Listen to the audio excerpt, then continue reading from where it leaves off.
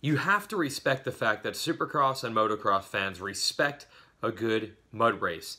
When conditions are miserable and the forecast is bad, racing fans are cool enough to actually say, hey, sweet, maybe this will throw a monkey wrench into the point standings and it'll be a crazy exciting race and we'll get an upset winner. That's the spirit, and you especially need it when Monster Energy Supercross makes its annual visit to the Pacific Northwest in Seattle, Washington. This race review is brought to you by Troy Lee Designs. I'm Jason Weigandt here from Racer X.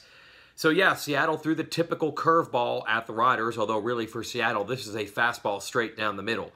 Wet, rainy, nasty track conditions. Heck, last year's race, it didn't even rain and the track was difficult and they had to cancel practices.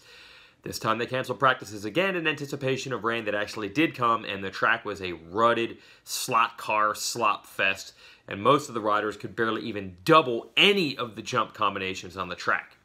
So yeah, let's talk about that curveball in this series, the type of race that could mess up the championship. Yet another in a series of running the gauntlet events for Jason Anderson, and he acquitted himself quite well. Didn't win the race, but he led a lot of laps. One mistake ultimately led to him coughing up the lead to Eli Tomac, who goes on to win.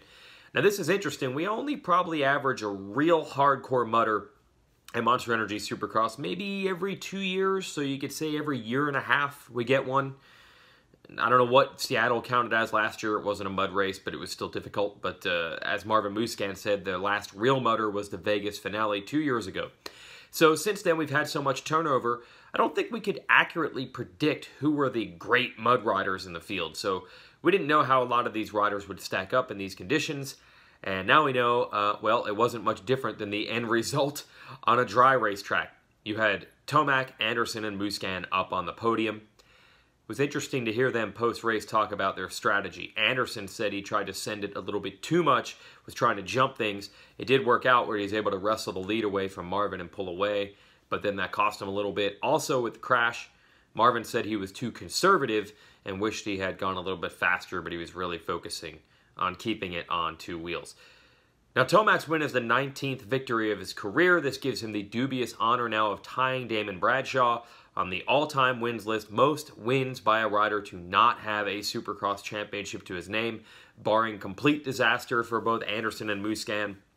Tomac's probably not going to get that title this year. By the way, he also tied Bradshaw's single-season win mark without a championship last year with 9. So again, some dubious honors for Eli, but he did prove this time that he can win in the mud. I believe out of the 19 career wins, this is the first true mud race win. So that's a little feather in the cap for him. But still a good performance for Anderson considering he's from New Mexico. I don't think that's usually the place where mud riders come from.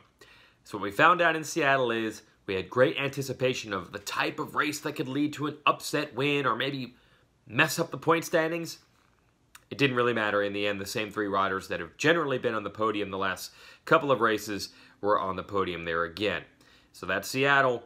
You know, some folks might say, why are we going to have this race in an open-air stadium on the schedule each year when the conditions are usually so bad? Monster Energy Supercross fans say, just bring it. We need to have that every once in a while. Thanks for watching. These reports of cross brought to you by Troy Lee Designs. Next up, more gauntlet running for Anderson, a Triple Crown race in Minneapolis. We'll see you there next weekend.